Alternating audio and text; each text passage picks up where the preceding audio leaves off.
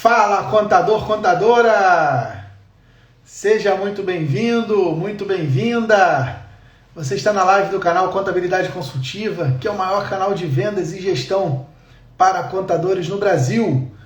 Meu nome é Pedro Neri, sou muito feliz de ter você, sua presença aqui comigo nessa sexta-feira para uma live muito especial. Essa é uma live que todo contador deveria participar, porque é um conhecimento que não se ensina na faculdade, um conhecimento que não se ensina no mercado de trabalho e que ele é tão valioso para as empresas, tão valioso para as pessoas que estão por trás dessas empresas.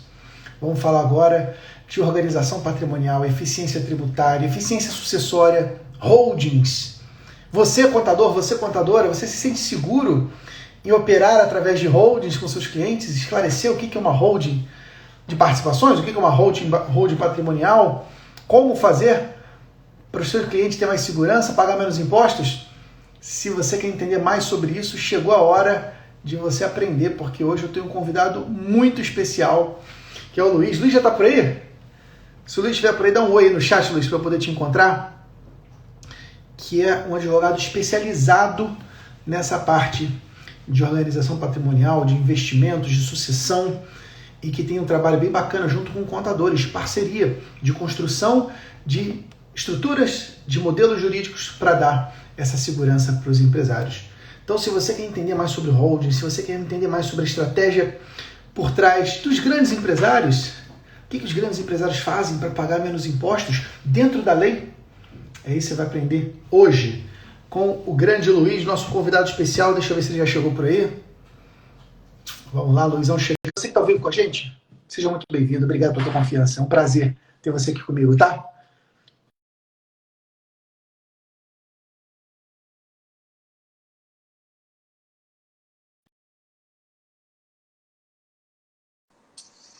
Luiz? Estou por aqui, boa noite.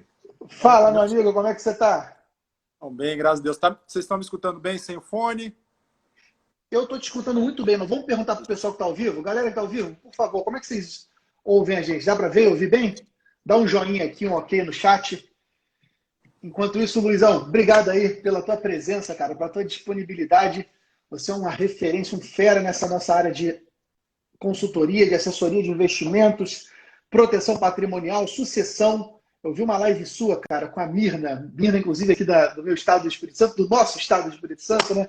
E eu falei, cara, eu tenho que levar esse cara para falar com os contadores, porque esse conhecimento é o que falta para os contadores atenderem bem os clientes, especialmente aqueles clientes com uma estrutura mais robusta, com um patrimônio maior. Eu falei, cara, quando eu te mandei mensagem, você já topou na hora. Eu falei, pô, isso que é parceria. Obrigado aí pela disponibilidade, meu amigo. Com certeza. Na verdade, eu falo isso também para os meus colegas advogados. Antes de fazer aquele introito, eu já digo que me admira muito esse propósito que você tem, Pedro, de conscientizar os contadores, e assim como eu falo para os colegas advogados, que são profissões tradicionais, para que a gente volte a ser a primeira ligação do cliente. Eu, assim, antes de me apresentar, eu já digo, acho que é uma dor comum dos contadores. Eu vejo que vários outros novos profissionais do mercado passaram a ser a primeira ligação dos clientes em temas que, tradicionalmente, é o advogado que deveria estar recebendo a ligação, é o contador que deveria estar recebendo a ligação. Então, eu sei que essa é uma dor comum do teu público e eu espero que nessa conversa aqui a gente consiga mostrar verdadeiramente que existem muitas oportunidades para essa parte específica, esse segmento específico que você me convidou para falar, e que os profissionais de contabilidade têm um valor enorme a entregar para o cliente. Quando a gente tem valor a entregar, a gente é bem remunerado por isso. Então, exatamente. Vai fazer sucesso essa live. Então, antes de começar, Luizão, a falar efetivamente do nosso conteúdo, da metodologia, e como eu disse, contador, o Luiz tocou num ponto importante. Você quer ser bem remunerado? Você tem que entregar valor. E nessa live a gente vai te explicar como entregar valor. Como você pode ajudar os clientes em pontos que talvez ele nem sabia que existiam. Então fica presente, fica até o final para você entender isso. Mas eu quero primeiro pedir que você se apresente, cara. Conta um pouquinho aí quem é o Luiz, como é que você entrou nesse universo, como é que a gente se conhece. Conta aí essa história que é bem curiosa. Rapaz, primeiro assim, antes de me apresentar, vou apresentar quem é Pedro Neri na minha história profissional. Eu sou formado em Direito na Universidade Federal do Espírito Santo. Foi a minha primeira formação acadêmica, a minha graduação. E eu tive o prazer de ter o Pedro Neri como meu monitor quando eu estava estudando no pré-vestibular. Então, certamente ele fez parte da minha trajetória acadêmica e eu tenho muito a agradecer a ele desde aquela época, sempre muito dedicado em tudo que ele faz. Então, eu sou formado em Direito, bacharel em Direito, advogado, sou advogado concursado de uma grande instituição financeira do nosso país, sou atuante na área de planejamento patrimonial e sucessório. E aí, quando eu falo planejamento patrimonial e sucessório, daqui a pouquinho a gente vai falando os pormenores para saber onde que os contadores entram nisso também. Sou planejador financeiro certificado, Certified Financial Planner. É uma certificação internacional que aqui no Brasil quem tem autorização para certificar é a Planejar, a Associação de Planejamento Financeiro.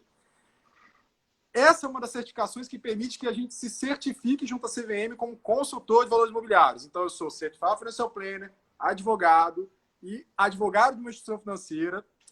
Dentro da minha trajetória nessa mesma instituição financeira, eu já fui gerente do segmento alta renda, tenho uma caminhada de instituição financeira bem grande, mais de 10 anos, e hoje, como advogado dessa instituição, já passei numa parte dentro do jurídico de back-office, no consultivo, estruturação de operações com algumas empresas, na parte também de recuperação de crédito. Então, a gente vê onde está a dor do empresário que está passando por alguma dificuldade ali de não estar adimplindo. Então, a gente tem ali esse conhecimento também da parte do credor. Então, assim, a minha trajetória profissional é pezinho dentro do mercado financeiro, um pouco como na parte de distribuição, tá? No varejo, alta renda, na parte de back-office como advogado. Minha militância na advocacia privada que eu faço as duas coisas simultaneamente, eu trabalho na parte de planejamento patrimonial sucessório com esse viés jurídico.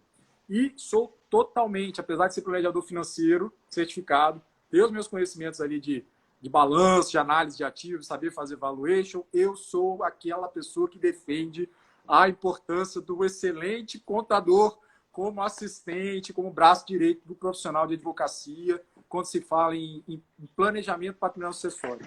Uma das minhas dores é ver tantos profissionais de outras áreas falando em valuation, tantos profissionais de outras áreas falando em alocação ótima de ativos, em analisar risco, olhando o balanço, e eu vejo um monte de colega contador. E cadê o contador, né, cara? Do CCJF, lá da UFES. Eu fico assim, meu Deus do céu, quanta gente poderia estar nesse mercado, sendo certificado pelo mercado financeiro ou não. Primeiramente, assim, o contador, assim como o advogado, ele pode buscar certificações no mercado financeiro e exercer as atividades de modo paralelo. Então, o contador pode ser contador e consultor de valores imobiliários. Pode ser contador e ser um especialista em investimento, pela Ambima. O advogado, idem. Então, existem formas de você buscar conhecimento e ter ali, para esse mercado específico, que aí a gente vai falar um pouquinho por que nós não somos mais a primeira ligação, tá? Tem muito a ver com isso, tem muito a ver com o crescimento do mercado financeiro no setor de distribuição. Hoje, quem é a primeira ligação? A primeira ligação é o agente autônomo de investimento. A assessor de investimento. É da XP, é da BTG. É o colega que trabalha lá na parte de distribuição. É o gerente de banco em algumas situações ainda. E o curioso, Luiz, é que você teve essa experiência bem poderosa com pessoas de alta renda, né? E a grande maioria dessas pessoas são empresários, né? No Brasil, para você gerar esse tipo de riqueza, você está lidando com grandes empresas. E são empresários que têm, às vezes, grandes contadores. Mas ele liga para o assessor de investimento, ele liga para o gerente do banco, não liga para o contador. E aí você tocou um ponto que para mim foi perfeito, cara. Como contador, talvez perdeu esse protagonismo na mesa de decisão. Você vai nas grandes rodas de negociação, nessas rodas de fusões e aquisições, de M&A, de projetos grandes, você não vê contadores lá, cara. Você vê economistas, você vê advogados, você vê administradores, você vê gente que não é nem de profissão regulamentada, de outras áreas de conhecimento, mas você não vê contadores de marketing. E, cara, isso é um absurdo, porque, porra, quem é o cientista que estuda o patrimônio, que entende ou deveria entender daqueles aspectos financeiros, patrimoniais, econômicos? Então, assim, de fato, cara, você traz uma bandeira muito valiosa pra gente, Luiz, e eu fico muito feliz de poder trazer você aqui nesse bate-papo, é porque você está mostrando um lado que os contadores às vezes não estão vendo. Eles estão presos aí na burocracia. Porra, é o E-Social que vai começar a vir aqui a terceira fase para o Simples, eu não sei o que, o imposto de renda, e, cara, tem tanta grana na mesa. quando você vai nessas mesas de negociação, tem tanto dinheiro, e esses consultores são tão bem remunerados, e cadê o contador para fazer a parte dele e pegar a parte dele? Não tem, não tem. Isso me dói, por exemplo. Falo com os colegas advogados, aí eu vou falar um pouquinho do meu peixe, que eu sei que tem gente aqui, porque tem muito colega que é contador, que é formado também em direito, até advoga e tal. Então, quem é que é o cara que é especialista em direito empresarial? Quem que sabe direito empresarial? Quem que sabe M&A na parte jurídica da coisa? Quem que sabe direito tributário? Direito de família? Direito sucessório? Direito internacional? Quem que vai poder... E quando a gente fala de vários direitos relacionados às ações, aos FIIs, a outros instrumentos do mercado financeiro, né? Não precisa ficar falando um monte de nome aqui, de fundo, esses direitos do cotista, o direito do acionista, o direito do empresário ali de uma empresa de capital fechado, quem domina é alguém que tem um pezinho no direito. E o que eu sinto, Pedro? Isso dentro da minha militância na advocacia privada para a busca de clientes. Com o aumento desses escritórios de negócio, e você fala muito isso da Contabilizei, da questão do cross-sell, dessa inteligência empresarial, que eles chegaram num nível assim fantástico, né? Dentro dos escritórios de investimento, de distribuição, existem poucos escritórios de advocacia situados em São Paulo e que, independente de onde o cliente esteja sendo atendido dessas instituições, eles são direcionados para esses pouquíssimos escritórios de advocacia em São Paulo. Como se ali naquela praça houvesse um domínio intelectual. E aqui eu vou falar... Na Faria Lima ali, né? Como se a razão... como se todo conhecimento científico relacionado... Porque a questão é o nome. Quando a gente fala de... Hoje a gente vende o wealth management, a gente vende a alocação de ativos, a gente vende a gestão otimizada de portfólio. Esses nomes que estão sendo martelados e martelados por diversos players, em diversos contextos, mas relacionados ao crescimento patrimonial, pessoa física ou pessoa jurídica, porque a gente fala do empresário, mas assim, eu levanto muito essa bandeira para a pessoa física. Ele vai ter o pé lá na atividade empresarial, mas me preocupa muito, Pedro, a quantidade de CPFs entrando na bolsa. E eu sou um militante de uma tragédia anunciada, que é a questão do inventário, e que quando um profissional do mercado financeiro faz esses comparativos, por exemplo, de investir pela PF ou investir pela PJ, e aí faz a análise do fluxo de caixa, tributação do fluxo de caixa mensal. E essa tragédia anunciada, que é o inventário, que vai romper aquele processo de construção de patrimônio de um CPF, a pessoa não contabiliza aquilo para mostrar para o cliente, para o investidor, a existência daquele evento futuro e o efeito daquilo no patrimônio.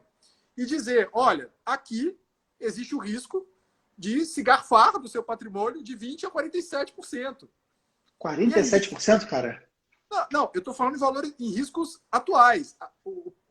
O risco tributário, modificação de legislação tributária, aí eu acho que, não sei se você escutou lá na live da Mina, mas eu falei, existe um projeto de emenda constitucional, que é o 96 de 2015, que tem a possibilidade de majoração, criação de uma alíquota adicional do ITCMD de 27,5%. Uma alíquota adicional. Coisa boa. Então você já tem projeto de resolução do Senado para aumentar para 20%, 2 projetos para aumentar para 20%. Isso pode ter aumentado agora, você entra lá no Google e digita, que resolução do Senado é aquele negócio de... aprovou. Então, você pode olhar a resolução do Senado, pode ter aumentado a alíquota de TCMD máxima permitida para 20%. E mais esse projeto de emenda constitucional, que é lá de 2015, num contexto de necessidade dos estados arrecadarem, que é o mesmo de hoje em dia, para criar uma alíquota de 27,5%. Então, você tem, num curto espaço de tempo, a possibilidade da gente ter, de um ano calendário para o outro, um aumento só de TCMD para 47,5%. Aí, custo de advogado, custo de cartório, custo com vara, custo com... Então, esta conta, que no meu entendimento como advogado, planejador financeiro, não fazem, quem recebe esse atendimento? As grandíssimas fortunas numa mesa de negociação de um wealth management. Ali, o profissional do direito, talvez o contador, porque hoje tem-se a ideia de que esses serviços não são built to suit, não é customizado. Sim. Isso dói, porque é customizado. A realidade de cada família, por exemplo, trazendo também para o meu cantinho aqui do direito, as dinâmicas das relações familiares, e o contador tem, quando era a primeira ligação do cliente, que conhecia quem é o filho, quem é o sobrinho, quem é casado com quem. Tem contador que era contador de todo mundo da família, do mesmo grupo Todo empresarial. mundo. Antes Hoje de tá casar, espalhado. antes de ligar para o padre, ligava para o contador para saber como é que está isso aqui. Não, antes, mais ainda, não é nem para o sacerdote. Antes de conversar alguma coisa, às vezes com o cônjuge. Isso aí. O cara, não, deixa eu ligar para o meu contador para ver se é isso mesmo, antes de eu sentar em casa para ver que eu tenho um problema para resolver. Não. Então, era a primeira ligação, era profissional de confiança. E, no meu entendimento, é quem tem hoje o domínio técnico para poder, de fato, entregar o serviço.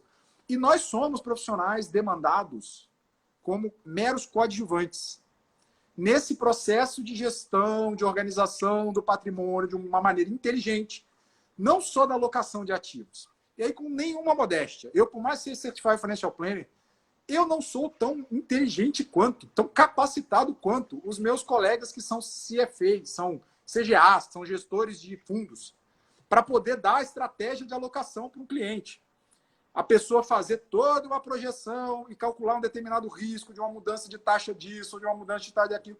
Processo de valuation, se eu puder contar com um time de multiespecialistas, eu prefiro. Eu prefiro ter um contador que sabe fazer isso, um economista, porque aí também tem as variáveis macroeconômicas para me ajudar a pensar. Por mais que eu tenha habilitação para isso, eu tenho que reconhecer que eu não posso ser, por mais que eu queira ser o... Eu digo muito isso para meus colegas advogados. Você, advogado, não precisa saber tudo. Assim como o contador também não precisa. A minha bandeira é que nós voltemos a ser a primeira ligação do cliente. E nós façamos o que hoje é feito no mercado, que é um serviço de curadoria. Eu, por exemplo, curadoria de serviços jurídicos. Eu não preciso executar o valuation da empresa que o meu cliente está pensando em adquirir no mercado fechado, numa empresa de capital fechado. Eu não preciso. Mas eu tenho um time, e aqui na Universidade Federal do Espírito Santo eu tive o prazer de estudar com vários ali naqueles cafezinhos de CCJE. Hoje, com a tecnologia, eu tenho equipe na pós-graduação, gente no Pará, em São Paulo, Minas. Então, hoje é possível a gente se municiar de um networking em que, por mais que você seja não seja um contador que participe de uma grande empresa, de um grande CNPJ da contabilidade, com um monte de funcionário, mas você, com o seu networking, passando a ser a primeira ligação do cliente, assim como você, advogado, com o seu networking, passando a ser a primeira ligação do cliente, vai poder se municiar daquela sua agenda de contatos para entregar o serviço. O grande problema para você não é a falta de conhecimento técnico, não é. O grande problema que você tem é você não ser mais a primeira ligação do cliente. É você não ser o protagonista. E isso não depende dos outros. Isso depende da gente, se posicionar como especialista. Saber, eu falo muito do direito, talvez seja um problema comum dos colegas contadores também, Pedro. No direito, a gente está acostumado a pensar, quando sai da faculdade, em fazer uma determinada especialização. Não sei se é um problema comum de vocês. Aí as pessoas pensam, escolhem as gavetas das matérias da graduação. Eu vou me especializar em tributário, em trabalhista, ou empresarial. Aí vai escolhendo aquelas gavetinhas. A pessoa não olha para o cliente e fala, eu vou me especializar no problema do investidor. Eu vou me especializar no problema do cara que está querendo criar um patrimônio de 3, 4, 5 milhões de reais e ele está começando 2, 3 empresinhas ali e o cara não sabe que daqui para frente pode ter o problema A, B, C, D. Então, eu tenho que ser um especialista nos problemas de um determinado tipo de cliente e como resolver os problemas desse determinado tipo de cliente. E não um especialista em tributário, civil, penal, processo penal. Isso, no nosso ramo de atividade, com todo respeito, cada livro de doutrina que a gente pega para ler é um manancial de confusão, de criação de conceitos, né, para vender livro. Assim, eu gosto da academia. No início da minha trajetória lá na UF, na Universidade Federal, a gente é criado para buscar uma carreira acadêmica, fazer um mestrado, um doutorado. Só que depois que você bota o pezinho no chão de fábrica, você descobre que 90% do material é reprodução daquilo que é lei, ou no caso dos nossos colegas contadores, aquilo que é CPC. Então a pessoa vai lá, reproduz tudo que está tudo que é pronunciamento contábil. Esse aqui revogou, agora esse daqui. Aí você vai estudar um manual de contabilidade, vai estudar específico para MPE, específico para agro. É reprodução de lei. Não é nada que você, com muita boa vontade, e com fome de atender um determinado cliente, de buscar um enriquecimento, porque você tem que olhar para dentro e falar, cara, eu sou capaz de identificar isso daqui. Eu também como... Aí eu vou falar assim, eu tenho o Caum de Passos, um jurista que eu gosto muito, famoso, e aí para dar cutucada na galera de São Paulo que está atendendo os clientes de tudo quanto é estado. Eu também como arroz com feijão aqui, eu também como meu ovinho frito. Então aqui tem massa sendo produzida para eu poder buscar o conhecimento. Então, primeira coisa, olha para você, contador, aí estou entrando no time do Pedro, olha para você, contador, e fala, cara, eu tenho que ser protagonista nesse negócio. Eu que entendo de análise de ativos, eu que entendo de balanço. Por que outros profissionais com outras graduações estão falando mais de análise de balanço do que eu sou contador? E é curioso como é que isso foi uma jornada que os contadores se deixaram perder por ela. E hoje você vê o próprio termo, né, o próprio serviço de valuation, essa consultoria, ela muitas vezes não é feita por contadores, né? Ela é feita por economistas, ela é feita por matemáticos, às vezes, por pessoas de marketing. E os contadores deveriam ser, né, uma referência importante nesse processo, porque são informações que têm base na contabilidade, que têm base nos fatos. Enfim, e tudo isso é um resgate. Hoje nós estamos vivendo exatamente nesse contexto, passando um pouco hoje do que a gente vive na contabilidade, é esse resgate que a gente está buscando do contador se especializar em nichos de clientes para que ele possa realmente se aprofundar nesse segmento, ele ser capaz de entender com clareza quais são as dores daquele tipo de empresa ou daquele empresário, quais são os desejos, os sonhos desses empresários, o que eles geralmente dispõem de recursos, o que a gente pode oferecer de tecnologia, de educação.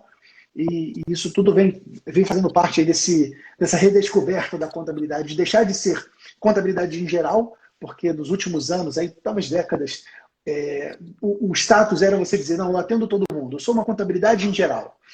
E o que se vê hoje, cada vez mais, são contabilidades especializadas, contabilidades segmentadas. Alguns chamam de contabilidade boutique, que são essas contabilidades especializadas em verticais, em dores específicas, em problemas. E um desses problemas, eu quero até te perguntar, como um contador, você acha, Luiz, que ele pode se envolver com essa parte de organização patrimonial, de sucessão, tanto na parte, pensando na figura da pessoa física como uma pessoa jurídica? Quais são os veículos que o contador pode usar e quais são suas peculiaridades? Claro que é um assunto muito profundo, né? Não dá para a gente falar numa live de 1 hora, um assunto que se estuda profundamente, depende muito do caso concreto, inclusive. Mas dá uma pincelada aí, Luiz, de quais são essas principais estratégias? Vou falar a principal estratégia. Assim como eu, advogado, falo com todos os colegas advogados, não queira ser um contador. Tenha uma equipe de contadores de confiança para você se municiar e, quando o cliente te procurar, você sabe quem vai te socorrer, porque eu sou um defensor daquelas pessoas que toda vez que você dá uma resposta bate-pronto, isso não é um sinal de inteligência. Então, a primeira estratégia que você tem que ter é aquilo que eu comecei a falar. Tenha o seu network. Contador, se você não tem um pezinho no direito, minimamente um conhecimento de direito sucessório, de direito de família, né, de direito ali empresarial, eu tenho certeza que todos vocês têm conhecimento e bagagem. Talvez não da parte de... Aí depende daquelas especializações. Cada contador vai buscar a sua. Mas um pezinho no direito empresarial, no direito tributário, o contador tem. Tá? Então, esse conhecimento vocês não precisam buscar. Qual que é a técnica que vocês precisariam buscar para ser um multiespecialista nesta área? Vocês precisariam ter um pouquinho mais de domínios da parte de direito sucessório. Eu entendo, Pedro, com toda a franqueza, que é uma perda de tempo. Eu acho que o business hoje, para atender esse público, é você ter uma equipe multidisciplinar e não ser o único profissional que vai executar a demanda. Você precisa entender a dor. Qual que é a dor? Ou então, se a gente falar de planejamento sucessório. Minimamente, a pessoa hoje precisa saber que existe esse grandíssimo evento devastador do patrimônio familiar, que é o inventário. Em que tem ali no inventário, e aí vocês, contadores que têm o pezinho no tributário, vão saber encontrar isso com muita facilidade, quais são as alíquotas, quais são as bases de cálculo de estado para estado, que incidirá para este determinado cliente que eu estou procurando atender. Qual vai ser aqui na minha realidade? Bacana.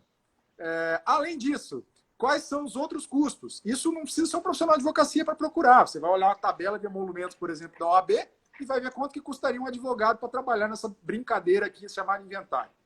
Bom, bacana. Quando que o camarada consegue fazer um inventário extrajudicial?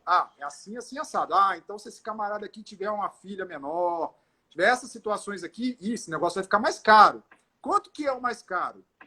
Aí você vai procurar quanto que é a tabela de custas judiciais. Você vai baixar no seu estado.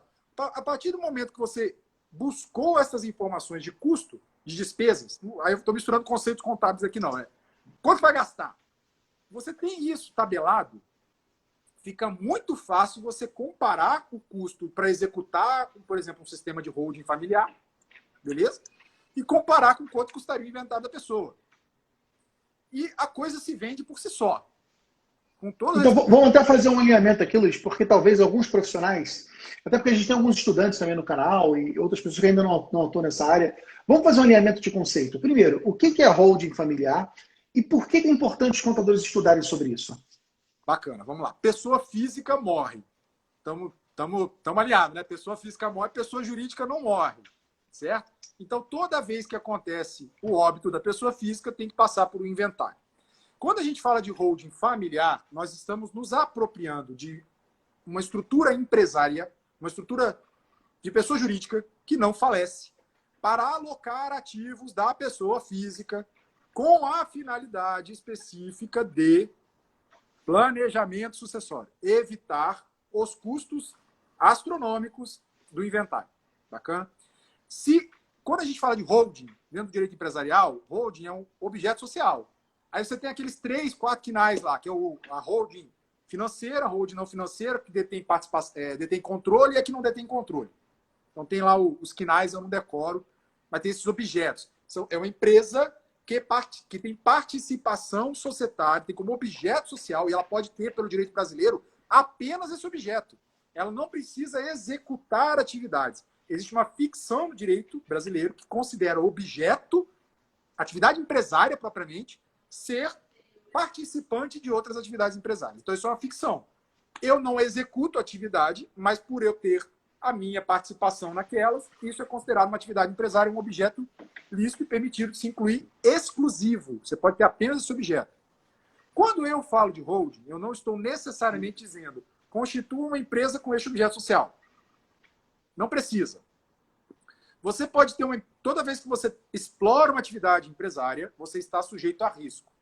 Então, o que eu digo para quem é hoje, atualmente, quem tem atividade empresária, quem executa atividade de risco. Se você pensa em fazer planejamento para sucessão, eu até coloquei no Instagram hoje, não misture o que você tem na sua pessoa física com o que já está constituído como empresa. Senão você vai pegar aquilo que você tem na PF, que são duas situações que a gente busca evitar com essa constituição de empresa. Uma, o grande custo do inventário. O outra é você tirar um pouco da exposição daquele patrimônio que está na PF aos reveses da atividade empresária. Assim como os bons contadores dizem, não misture para que você não tenha essa questão do risco, da desconsideração, que por mais que a lei da liberdade econômica tenha diminuído, a gente não quer ficar no risco da caneta do judiciário. Então, não misturar. Se você está pensando em planejar a sua sucessão, existe a holding, não é o único ato a ser praticado. Montar uma empresa, botar os bens ali dentro, ou montar um conjunto de empresas e colocar os bens ali dentro, organizar a atividade que explora ativos econômicos, quem gera receita, botar imóveis, botar aplicações financeiras. Você não vai colocar necessariamente num único CNPJ. Até porque caso essa atividade econômica tenha algum tipo de problema, se esses bens estão dentro dessa atividade, eles são diretamente arrolados ali para garantir a obrigação. Então, e até um ponto importante, galera. Então, veja, holding é um termo que, basicamente, tecnicamente, seria holding atividade de empresa que participa de outra empresa. Isso aí. Existe a holding de participações, que é essa empresa que tem participação societária em outras empresas. E essa holding patrimonial, que, como o Luiz falou, não necessariamente tem o KNAI de holding de participações, mas que é uma pessoa jurídica para poder organizar e proteger e também facilitar processos sucessórios tributários de patrimônio. O que está sendo ressaltado é o seguinte, dependendo do teu tipo de cliente, e você pode se deparar com clientes hoje na sua carteira assim, que tem grande patrimônio, que tem uma família extensa, sucessores vindo aí, família se formando. É importante separar o que é uma holding de participações da holding patrimonial. Porque você misturar isso tudo, você pode estar trazendo um risco talvez até maior. Faz sentido, Luiz? Não, perfeito. Então, atividade empresária fica de um lado, por mais que você tenha isso que você falou, você tem uma holding de participações para organizar esse monte de CNPJ que está ali e dar uma inteligência para a coisa, inclusive para a sucessão. Mas ali, nos ativos, hoje, pela lei da liberdade econômica, está expresso que é lícito você fazer a segregação de riscos é um instrumento lícito. Isso foi uma alteração da lei da liberdade econômica. Então, dentro da PJ, se você tem ativos ali na PJ atual que pode se expor futuramente, não que está exposto hoje, senão você está criando um problema de fraude, não é esse o objetivo. Você quer evitar, não tem nenhum problema na sua empresa atual de revés tributário, trabalhista, mas você identificou que ali tem um excesso de patrimônio ali. Alocar o risco é um instrumento lícito. Então, você pode segregar ele, diminuir o capital, enfim, fazer uma cisão. Existem formas de você olhar para o que está na empresa constituída hoje e, de modo inteligente, separar, para que não seja exposto a revés. Quando a gente fala de holding para fim de planejamento sucessório, a gente não está falando de uma única empresa. Então, e também não é um único ato. Você não vai simplesmente montar a empresa e pronto, meus problemas acabaram. Não. Existe uma sequência de transmissão em vida. Antes, quando você tem imóveis, você tem a opção em vida de transferir os imóveis diretamente para os seus herdeiros. Isso tem uma carga tributária X. E quando você faz isso através de uma pessoa jurídica ou de uma sequência de atos de pessoa jurídica, essa carga tributária vai lá para baixo. Então, você vai constituir, colocar, elocar o patrimônio da PF de um modo inteligente, dependendo, né, em cada empresa, e vai fazer a transmissão das cotas dessa empresa, que passou a ser o seu novo bem. Antes você tinha um carro, ou antes você tinha uma casa, agora você não tem casa, não tem carro, você tem cota. E isso é possível de ser feito e permanecer no domínio da coisa. Você pode fazer uma doação.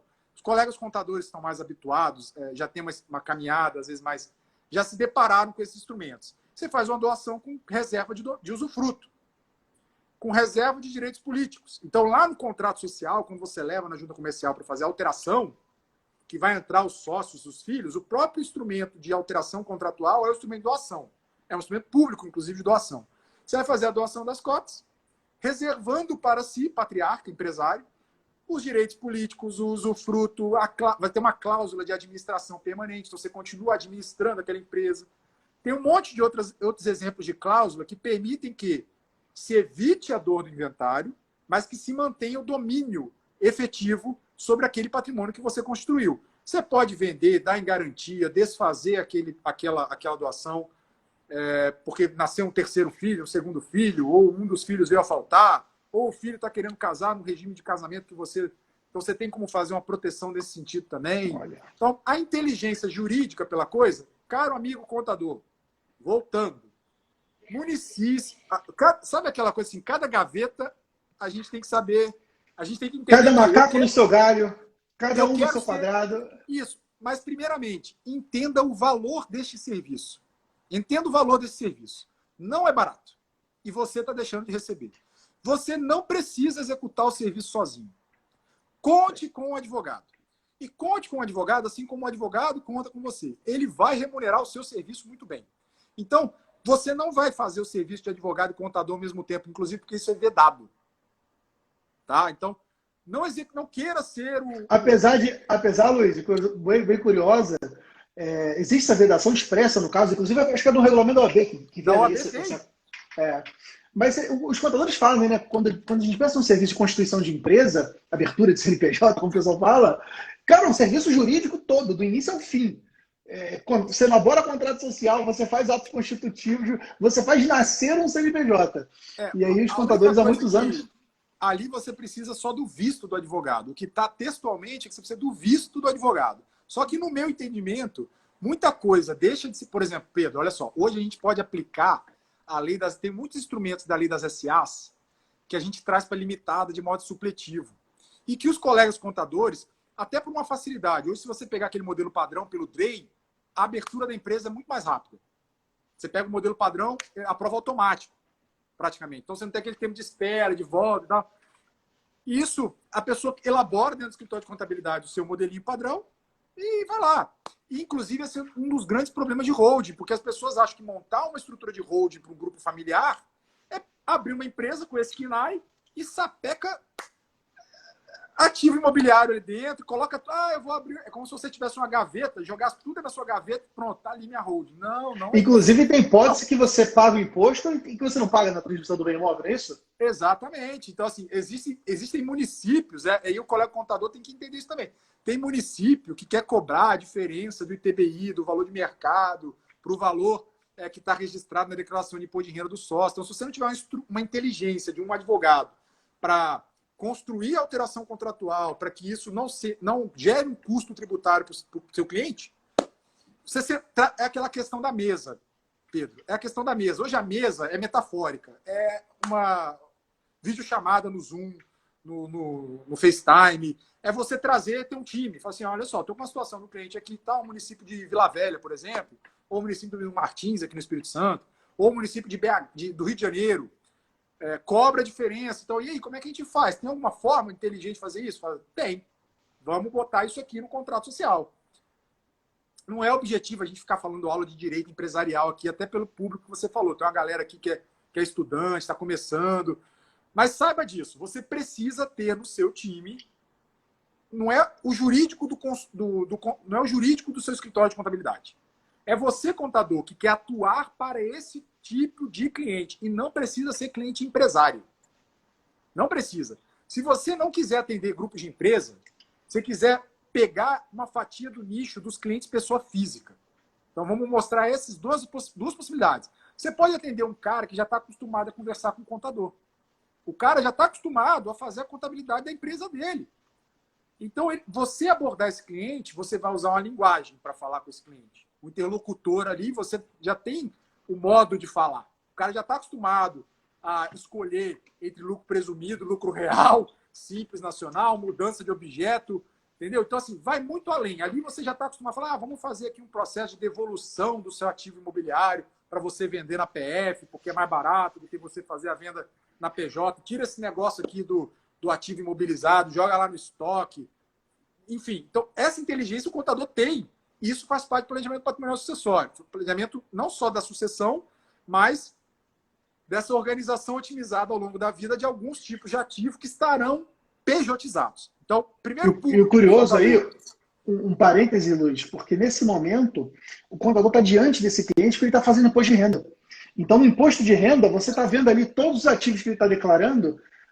Eu posso apostar, talvez você tenha cliente hoje na tua carteira que o cara não tem noção nenhuma de organização patrimonial, ele está se colocando em risco, ele não está pensando na família dele, porque ele está deixando, deixa, quando eu morrer que se dane. O cara pode degradar o patrimônio dele ali em 30%, 40%, por simplesmente não estruturar o patrimônio dele para preparar para uma sucessão, para preparar para uma operação, a tributação incidente, tudo aquilo. Então, assim, você, contador, talvez você já tenha esse cliente. E o que o Luiz está trazendo atenção, e devolvendo depois a bola para você, meu amigo, é que você... Então, alguns conhecimentos são realmente conhecimentos muito específicos da área de direito, e algumas são competências específicas do advogado, inclusive. Mas você não precisa fazer sozinho, pô. Você pode ter uma parceria. Você precisa só ser essa ponte que conecta as pessoas, que tem o elo de confiança, como o Luiz bem colocou a primeira ligação. Então, devolvendo a bola para você, só para chamar a atenção, cara. Estamos vivendo imposto de renda. Imposto de renda é o momento da prospecção desse cliente. Você precisa ter o seu back-office. Seja o seu back-office porque você é uma empresa contábil, e aí você tem o seu back-office, efetivamente você contrata, às vezes, um time de advogados, dependendo do seu porte, ou você tem a sua agenda. Liga. Procure um advogado tributarista do seu estado. Procure um advogado de direito empresarial do seu estado. Não queira tirar o cliente do advogado. Queira que o seu cliente seja atendido da melhor forma possível. E para o seu cliente ser atendido da melhor forma possível, ele vai te pagar o melhor honorário contábil possível. E o seu advogado que estiver te ajudando ali, ele vai receber o honorário dele. E ele vai ficar feliz em te entregar e não tirar o teu cliente. Mas que você tenha um serviço ótimo a ser prestado. Eu gosto de receber ligação de contador para ajudar a minutar algum tipo de negócio específico. Isso é prazeroso, porque a gente vê que são áreas que tem cross-selling, que são sincréticos. Então, voltando, né? Você tem esse público, esse primeiro público, que é empresário, que está habituado, você olha o imposto de renda dele, vê que tem um monte de coisa ali que está misturando, e só para reforçar, Pedro, a questão da dor do inventário. Essa estruturação empresa, que eu falo que pessoa jurídica não morre, a gente não evita a dor de um inventário só, não. A gente acaba com o problema do inventário a nível geracional. Porque a cada evento, o mesmo bem, eu falei isso em várias lives já, O mesmo imóvel rural que foi adquirido pelo tataravô, passou para o avô, toma-lhe uma pancada por causa do inventário. Ou porque alguém antecipou e fez uma doação, que seja. Existem vários mecanismos. Mas alguém teve que acabar com o problema do inventário, do risco da morte, lá do tataravô para o avô, do avô para o pai, do pai para você, de você para os seus filhos. Então, se você não criar uma estrutura que existe no direito brasileiro para evitar esse prejuízo geracional, por que a sua família muitas vezes não chegou ao nível de riqueza que grandes fortunas hoje chegaram? Para o seu cliente. É isso que você tem que gerar valor e conscientizar. Primeira coisa, o seu cliente, você como protagonista, deve levar ele a um nível de consciência que existe esse problema. E você vai tocar nessa dor que nem ele sabe que tem. E que é a dor do filho. Fala assim, olha só, as grandes fortunas fazem isso. Tem estrutura de pessoa jurídica que vai se transmitindo geração. A geração passada gerou riqueza para a geração futura, que vai gerar riqueza para uma outra geração, e esse processo de perpetuidade continuará numa família.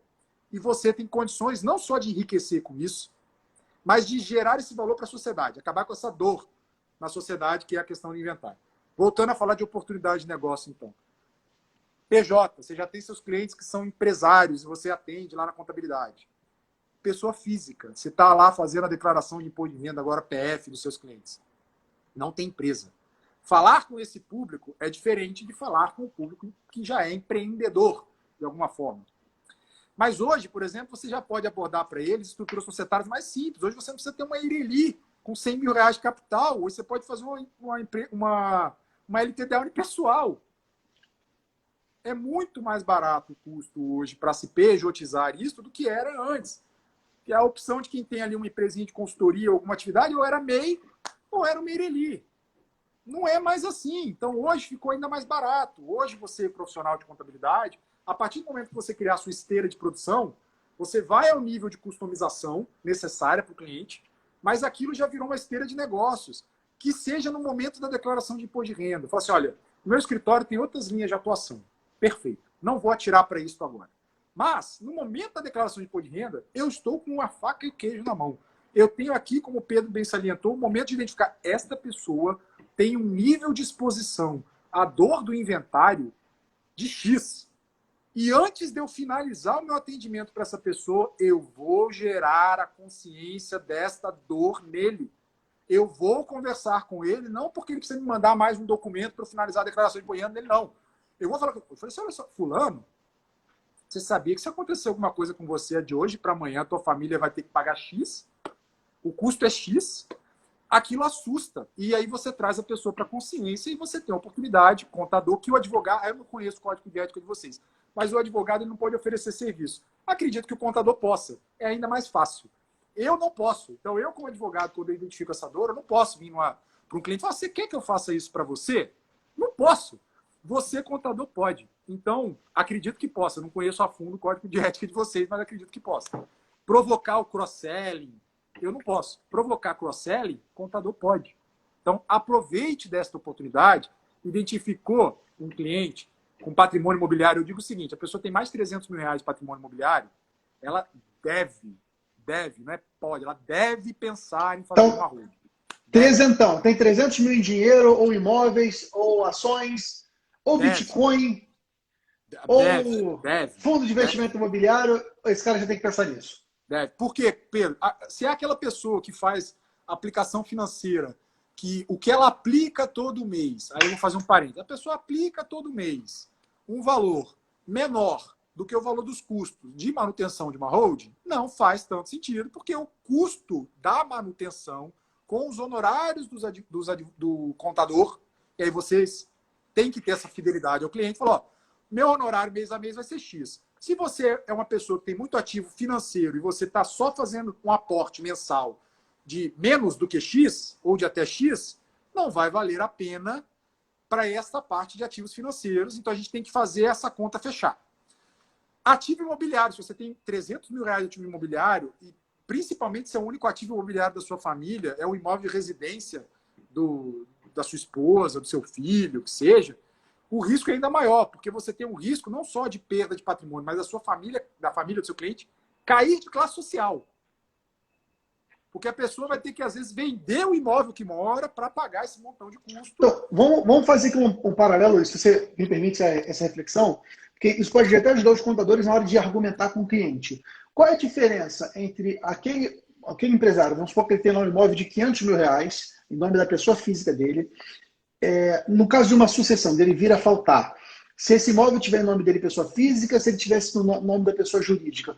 Você consegue resumir assim, qual seria esses dois processos? Beleza. Base de cálculo do ITCMD. Base de cálculo do ITCMD vai ser o valor de mercado do imóvel no momento do falecimento. Então, a gente tem dois problemas. Vários problemas, vou falar alguns. Aumento da alíquota.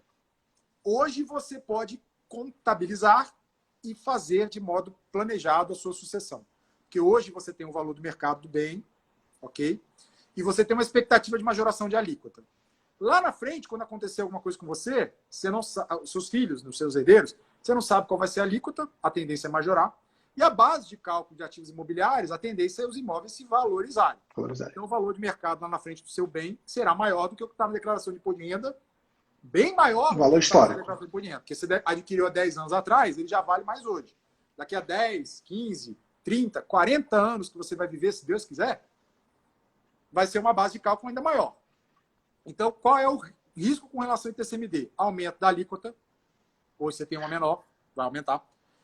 Base de cálculo. A base de cálculo é o valor. A base de cálculo do ITCMD é o valor de mercado do ativo, no caso imóvel.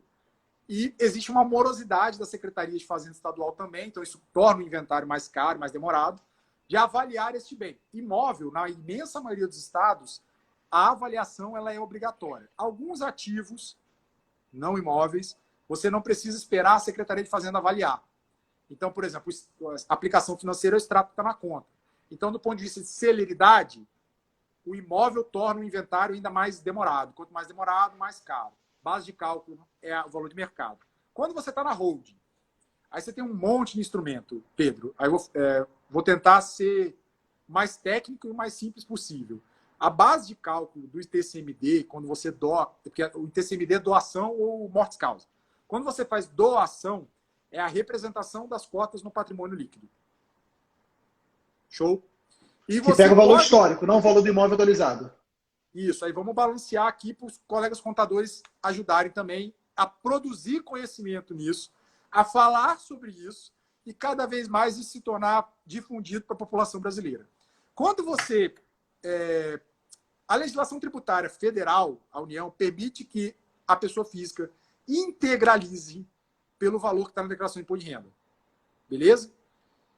E se você estiver integralizando pelo valor que está na declaração de imposto de renda, você não vai pagar, você integraliza 100% do capital, você não vai ter o ganho de capital e não paga ITBI. Tá? Então, esses dois tributos, IR sobre o ganho de capital na pessoa física, não vai ter. Eu estou integralizando um imóvel que vale 500 mil, 100 mil reais, vamos lá, 100 mil reais na minha declaração de imposto de renda, o imóvel vale 500 mil. Estou integralizando 100 mil de capital social, eu não pago ganho de capital, bacana, e eu não deveria pagar ITBI nenhum. Nenhum. Existem alguns municípios que têm o entendimento de que deveria se cobrar a diferença de ITBI entre o valor de mercado e o valor histórico. Tem uma técnica jurídica para a gente evitar isso. E no judiciário, os contribuintes recebem esse valor de volta. Então, o risco ali, quando você integraliza, dependendo do município, se você não tiver uma boa assessoria jurídico-contábil, é você ser surpreendido por uma cobrança de TBI. Busque uma assessoria, busque dar ao seu cliente esta inteligência. Eu tenho que lembrar que eu estou falando para contador, então eu estou falando para o cliente. Lembre, contador, que você tem que buscar essa inteligência para que o seu cliente não tenha que pagar o ITBI de modo surpresa. Converse com um bom advogado para que ele te ajude a bolar essa inteligência para o seu cliente. Custo do ITCMD, então, Pedro, vai ser sobre o valor das cotas. A representação das cotas do patrimônio líquido. A gente estrutura de uma forma em que é possível reduzir a base de cálculo para um valor ainda menor do que o histórico na declaração de imposto de renda da pessoa. Aí a gente pode fazer uma live só sobre isso depois, tá? Mas quando eu falo de sistema de holding familiar, eu não estou falando de uma única estrutura de PJ. Porque ali não adianta você integralizar 100 mil reais, aí você já tem um ganho, que é os 100 mil reais, uma base de cálculo muito menor do que 500, Então, você vai pagar a alíquota sobre o valor histórico. Então, a forma mais simples de holding, a mais tradicional, que muitos contadores já oferecem é: pega o que está lá no histórico da PF, joga na PJ e doa. Você está doando pelo valor histórico. Isso é o que se ensina na maioria dos manuais. Você já tá gerando valor para o seu cliente. Existem formas de você ainda gerar mais valor. Quando você fizer a conta para o cliente e o seu comparativo vai ser assim: nossa, eu vou ter que pagar. Às vezes, Pedro, a gente consegue diminuir isso para R$400. Um imóvel de 500 mil, a pessoa pagar um ITCMD de R$400. Então, depende dessa transferência se realizar ao longo do tempo e não num único ato e não em uma única empresa, e tudo conforme está na legislação tributária. Você, contador, fuja de colegas advogados que vão te orientar. Simula uma compra e venda de cota, que aí você não tem que pagar nem TCMD, porque a gente vê muito isso. Quando a gente começa a trabalhar com holding, aí a pessoa fala: mas e se o meu filho falar que vai comprar e aí ele me paga em 100 prestações? E aí você não tem transferência nenhuma de dinheiro entre pai e filho. Isso é fraude. Então, assim, o que eu estou falando para o colega contador fazer e para os colegas advogados que eventualmente escutarem isso aqui é: você tem na legislação empresarial, na legislação tributária e nos pronunciamentos contábeis um ferramental técnico, e isso o colega advogado que já trabalha com holding não tem o conhecimento que vocês têm. E quando a gente fala, por exemplo, em fazer AVJ, fazer avaliação a valor justo, para poder, tô cantando a pedra aqui, a gente usar a AVJ para fugir do problema do ITBI. Entrou na PJ, a AVJ aumenta o capital, que maravilha, você já usou 100% do valor. Então, tem alguns municípios que têm entendimento, você já está fugindo desse entendimento. Você fazer, hoje, é possível nas LTDAs, usando do entendimento lá da SA, você fazer integralização com ágio. Então, você tem o seu bem móvel, por exemplo, cotas de uma empresa ou ativos financeiros, e você tem um capital de 100 mil, por exemplo, o seu IR. E você vai montar uma estrutura de uma empresa com 10 mil de capital social. E você está integralizando com 100. O que vai acontecer? Isso, obrigatoriamente, pela lei das SAs, vai para a reserva de capital.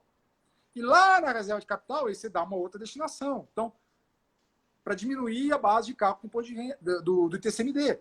Colegas contadores dominam esse entendimento. Quando se pensa que existe essa dor do inventário e quando se pensa na estruturação da contabilidade para essa finalidade, você, por exemplo, colega contador que já atende empresários, vai olhar dentro da contabilidade aquilo que está lá em ativo não circulante, um monte, e aquilo ali compõe base de cálculo de TCMD, e você pode tirar coisa dali e colocar em estoque. A movimentação, vocês dominam. Advogado, não. O advogado que domina é aquele advogado que tem um pezinho no direito tributário. E aí ele vai aprendendo muitas coisas por osmose, de tanto ouvir. E aí, assim, o que eu busquei de conhecimento é porque muitos colegas contadores com os quais eu tive contato não tinham ainda esse domínio, esse ferramental do jurídico e do que eu queria significar de valor para o cliente que eu estava buscando atender. Era aquele entendimento, sabe aquele hábito? Eu atendo o cliente assim, e tem que ser desse jeito, e sempre foi assim. E aí... Rapaz, e não vê novas possibilidades, né? Os colegas advogados, os colegas contadores, se vocês não se movimentar, fizerem o mais do mesmo... Vai continuar tudo mesmo. Não é inventar a roda. Tá? O que a gente faz é aquilo que as grandes fortunas já fazem e que você hoje consegue oferecer para o microempresário, para a classe média. Não importa qual seja o público que você atende. A minha experiência, eu já atendi de grandes investidores a classe média com 4, 5, 6 imóveis ali. Servidor público, Pedro. Servidor público que tem aquela estabilidade, aí vai comprando imóvel, investe aqui, aluga aqui, vende ali. E vai criando um patrimônio imobiliário que, na verdade, muitas vezes vai deixar para a família problema. Porque depois ninguém tem dinheiro para pagar ITCMD daquilo. E inventários se arrolam durante gerações. Que aí depois alguém vai resolver fazer o inventário do bisavô, porque lá na outra geração apareceu um dinheiro. Então, a gente consegue olhar para isto, se a gente tiver essa sensibilidade, falar, olha, eu não quero ser a primeira ligação, eu não quero mais que a primeira ligação do meu cliente, eu sou contador, eu faço declaração de imposto de renda da pessoa, ela abre o patrimônio dela de um modo tal para mim, que eu falo muito isso também como advogado e contador. Use esta fala. Se você olhar o gráfico de pizza do patrimônio tem uma fatiazinha que é ativo financeiro. Uma fatia. E ali dentro dessa fatia vai ter renda variável, renda fixa, ali naquela fatia. Mas quando a gente olha o patrimônio, ativo é menor do que carteira, carteira é menor que patrimônio.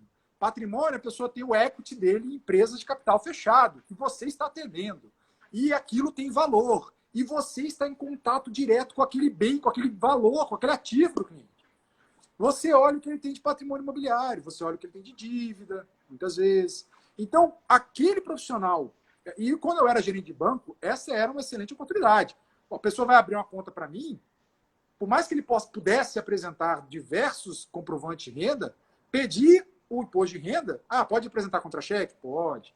Pode apresentar o lerite? Pode. Pode apresentar extrato? Pode. Mas traz seu IR, porque ali você consegue fazer um diagnóstico. Vocês, contadores, têm esta oportunidade de ouro, este momento mágico que as pessoas falam, de olhar para ali e falar, cara, eu posso salvar a vida financeira dessa família. Não é do empresário só. Eu posso salvar a vida financeira do empresário, eu posso salvar a empresa do cara, gerando, eu vi que você postou lá do oxigênio, balão de oxigênio. Você pode resolver um problema de caixa lá, bacana. Mas você pode também acabar com essa dor do inventário a nível geracional. Então, busque profissionais para formar o seu back-office, queira ser a primeira ligação. E aí, voltando a falar da pizza. Por que a primeira ligação, e você pode aproveitar essa oportunidade, por que a primeira ligação é o gerente lá do private? Por que a primeira ligação é o assessor de investimento do cara? Porque é só o que a gente escuta, que investimento é investimento em bolsa. Então, a pessoa que está pensando em... E o maior investimento que ele tem é o equity que ele tem na empresa dele, ele não tem clareza disso. Ele não tem essa clareza. Ele acha que ele precisa, para investir em renda variável, em equity, ele precisa ir para o mercado aberto. E, às vezes, o cara é um empresário varejista e está comprando papéis de empresa de varejo. Entendeu? Um negócio que não entra... Tomando risco duplo, já tem o risco da operação dele, toma risco dos outros.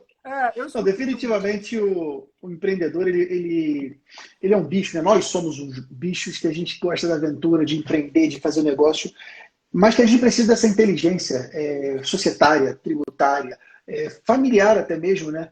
E até nosso horário chegando aqui, Luiz, eu quero devolver a bola com você, mas uma frase que você falou numa live que eu achei muito legal, que você pensar em sucessão é um ato de amor. Porque enquanto você não pensa sobre isso, você está deixando um problema para ser resolvido. E não sei se vocês já presenciaram isso, mas muitas vezes famílias se dilaceram nesse momento, né? Você tem uma perda da família, da pessoa que vem a faltar, mas cria-se uma guerra entre os familiares, que é tudo aquilo que a pessoa não queria. Eram os familiares desunidos, o patrimônio degradando, às vezes uma família que estava bem, poderia progredir, ela regride financeiramente e amorosamente por conta de uma questão mal resolvida. Então, assim, eu quero, devolvendo a bola para você, deixar uma mensagem para os contadores. Contador, você veja que esse é um assunto bem complexo e você vai precisar ter esse back-office para poder te apoiar nessa jornada. Inclusive, Luiz, você deixa para a gente aqui no comentário, aqui, bota teu número se você tiver, ou então teu Instagram também.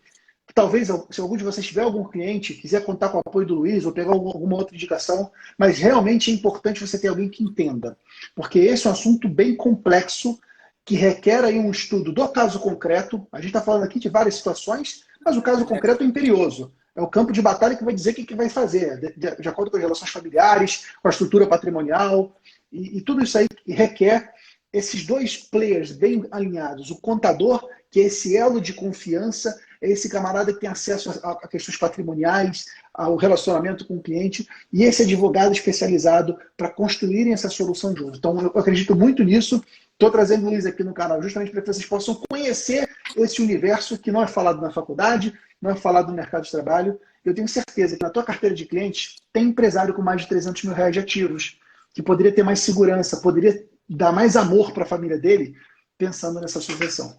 E aí, Luizão, devolvendo a bola para você para a gente fechar com chave de ouro. Obrigado, meu amigo, por essa aula, cara. Eu nunca vi na contabilidade um conteúdo tão profundo sendo falado sobre esse assunto de sucessão familiar, de questões tributárias. E, inclusive, teu contato aqui, caso a galera queira aprofundar mais, você poder dar suporte para essa turma aí, né? Pedrão, assim, obrigado por resgatar essa fala. Eu acho que se você não fez isso ainda, eu deveria ter feito no início da live, mas eu vou pedir agora.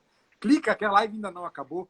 Clica aqui no botão de compartilhar, dá uma olhada se você tem aí uns 5 contatos verdinhos e manda.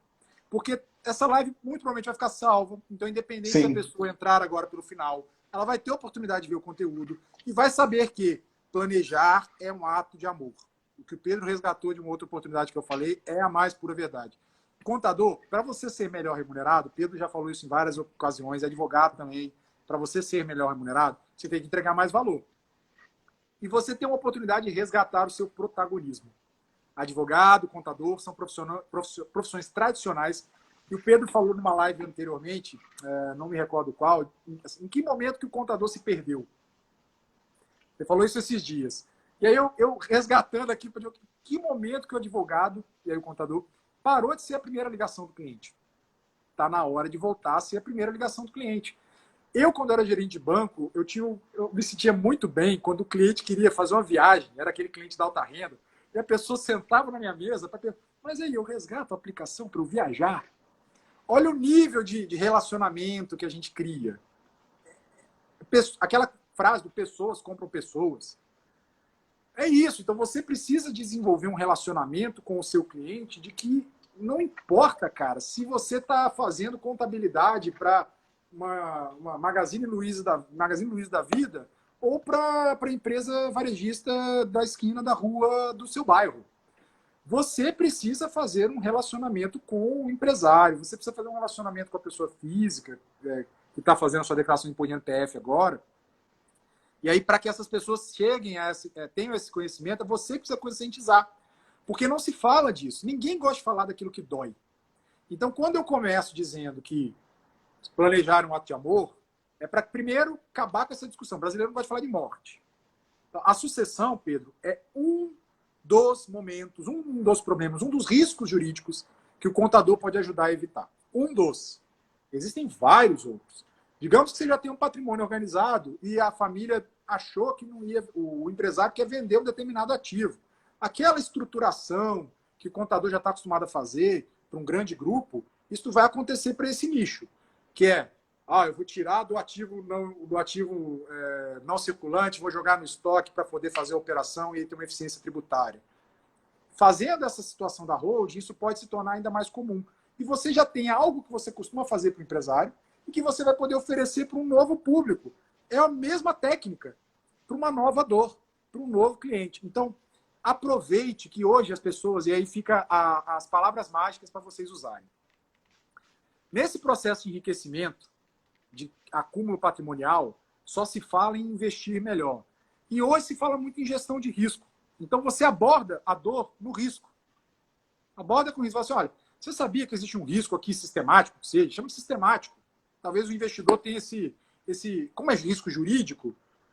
Pô, sei lá, vai lá, chama de sistemático. Eu não gosto de falar que é sistemático, porque eu acho que tem uma natureza diferente daquele diversificável e não diversificável, que é os riscos de carteira. Mas fala que existe um risco de que o patrimônio acumulado seja garfado em X%.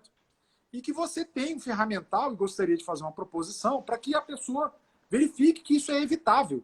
E você acaba com a dor da pessoa. Olha só, eu durmo muito feliz, não só pela remuneração, mas pelo valor que eu sinto que eu entreguei no serviço para o cliente. Eu falo, cara, essa família, essas gerações futuras não vão se degladiar por causa de um imóvel. Entendeu? Aqueles irmãos ali não vão cair na porrada para poder resolver, sei lá, um apartamento aqui, um apartamento ali. Essa empresa... E outra coisa, você precisa, às vezes, do advogado, você contador ali no relacionamento com o grupo familiar, você já consegue antecipar não só a herança, mas consegue antecipar o planejamento da sucessão das cadeiras. Quem que vai ser o diretor daquela empresa? Quem que vai cuidar do operacional, do RH? Você conhece a família. O cara lá da parte de investimento financeiro não tem esse grau de conhecimento, salvo quando salvo quando, de fato, ele está sendo atendido por uma estrutura que existe hoje de family office. Sim. Então, o que a gente tem no mercado financeiro, contador e advogado, que estão aí ajudando na divulgação, mas que se você não ficar esperto, você não vai se tornar protagonista. Você tem os escritórios de agentes autônomos, você tem os family offices, que falam muito dessa gestão do wealth, das riquezas. Então, wealth management. Você, contador, com todo respeito aos demais profissionais, é você que poderia estar fazendo tudo isso. Porque você conhece análise de ativo, gestão de risco, todo o conhecimento que vocês têm de matemática, de economia, porque isso está na graduação também de vocês, na grade, de toda a faculdade de contabilidade, tem pezinho nos conhecimentos de macroeconomia, de microeconomia. Então, é o profissional que, no meu entendimento, junto com a advocacia, tem mais valor a agregar para planejamento patrimonial sucessório, anos-luz. Talvez não seja o profissional que vai melhor fazer alocação de ativos.